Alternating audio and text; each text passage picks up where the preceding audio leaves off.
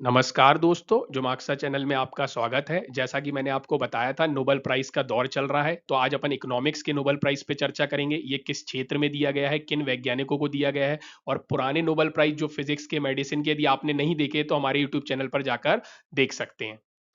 चलिए, तो जैसा मैंने आपको बताया, इकोनॉमिक का नोबेल प्राइज़ जो है वो 3 वैज्ञानिकों को दिया गया है। उनके नाम यहाँ पे दिए गए हैं, बेन, डगलस और फिलिप जी को मिला है। किस क्षेत्र में मिला है? बैंक्स एंड फाइनेंशियल क्राइसिस के क्षेत्र में इनने रिसर्च की है और ये तीनों वैज्ञानिक कहाँ के हैं? तो यूएस के, यूएस बेस्ड साइंटिस्ट हैं। तो आइए देखते हैं इनकी रिसर्च का क्या महत्व है। यहाँ आप हिंदी में भी देख सकते हैं।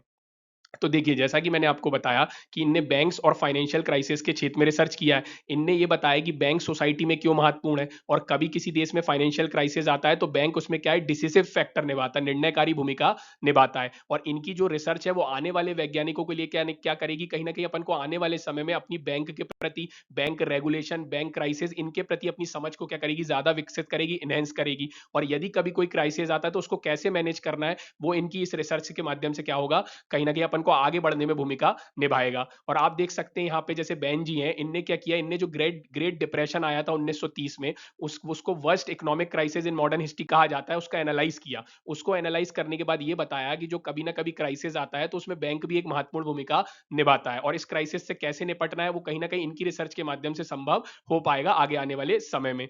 और आप देख सकते हैं इन्होंने, बेन जी ने एक और चीज की है, हिस्टोरिकल सोर्सेज और स्टेटिस्टिकल माध्यम को, मेथड को यूज करके ये बताया है कि जब कभी किसी देश की जीडीपी गिर रही होती है, और जीडीपी का क्या होता है, जीडीपी गिर रही है, कम हो रही है, तो उसके पीछे भी बैंक एक महत्वपूर्ण भूमिका निभाता है। और जीडीपी क्या होता है, तो किसी भी देश में एक फाइनेंशियल ईयर में वहां की सर्विस और प्रोडक्ट का जो होता है, लेन देन जो होता है, उससे जो मनी जनरेट होता है उसको कैलकुलेट किया जाता है, वो जीडीपी कहलाता है। ये मैंने आपको सरल भाषा में बताया।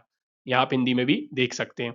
अब देखिए, वहां तो मैंने बेन जी की बात की थी, डगलस जी और फिलिप जी ने क्या किया, तो इन्होंने एक थ्योरेटिकल मॉडल डेवलप किया है और उन्होंने ये बताया कि समाज में बैंक कितनी महत्वपूर्ण भूमिका निभाता है। किसी भी देश की अर्थव्यवस्था की क्या होता है, रीढ़ होता है बैंक। क्यों होता है, तो आपको मालूम होगा कि बैंक क्या करता है, बैंक कहीं ना कहीं क्या करता है, बैंक क्या करता है, सेवर्स जो होते हैं, जैसे आप मैं यदि सेविंग करते हैं तो अपन कहाँ जाके जमा करते हैं, बैंक में। और बैंक उस पैसे को किनको दे देता है, उनको दे देता है जो बोरोवर्स होते हैं, वो आगे जाके उन पैसे को इन्वेस्ट कर देते हैं। तो इन्होंने ये बताया कभी भी कोई बैंक डूब रहा होता है, यदि ऐसा रूमर फैलता है, तो जनता जिनका पैसा बैंक में जमा होता है वो तुरंत लाइन लगा लेती है अपने पैसे को निकालने को, क्योंकि उनको डर लगता है कि बैंक डूब जाएगा। तो उन्होंने इसका सॉल्यूशन भी बताया है, इसको कैसे इससे निपटा जा सकता है। तो उन्होंने बताया जिन व्यक्तियों ने बैंक में पैसे जमा किए हैं उनका इंश्योरेंस होना चाहिए, और इंश्योरेंस सरकार के द्वारा किया जाना चाहिए, क्योंकि गवर्नमेंट जब इंश्योरेंस करके देगी जिनने पैसे जमा किए हैं, तो जब कभी बैंक डूबेगा, इस तरीके का रूमर फैलेगा, तो लोगों को यह भरोसा रहेगा कि हमारे जो पैसे जमा है उसका इंश्योरेंस हो चुका है, और कोई भी चीज होती है तो गवर्नमेंट क्या करेगी, हमें पैसे लौटा देगी। तो उन्होंने इसका ये सॉल्यूशन बताया, और उन्होंने ये भी बताया है कि समाज में बैंक बहुत महत्वपूर्ण भूमिका निभाते हैं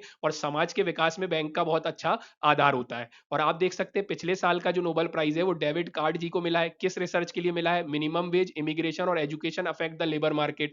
और एक दो तीन साइंटिस्ट को मिला था, एक हाफ मिला था डेविड कार्ड जी को और अदर हाफ मिला था जोसुआ एंग्रेस्ट और गुडो जी को। किस लिए मिला था इनको? इनने study issues that don't easily fit traditional scientific methods. और आपको मैंने नोबेल प्राइज की सारी जानकारी पिछले वीडियो में भी दे चुकी है, आप जाके देख सकते हैं। 1901 में शुरू हुए थे, और आपको ये ध्यान रखना है जो इकोनॉमिक्स का नोबेल प्राइज है वो अल्फ्रेड नोबेल जी की विल में नहीं था, वो बाद में स्वीडिश बैंक के द्वारा शुरू किया गया था और 1969 में पहला नोबेल प्राइज प्रदान किया गया था। यहाँ आप हिंदी में भी देख सकते हैं।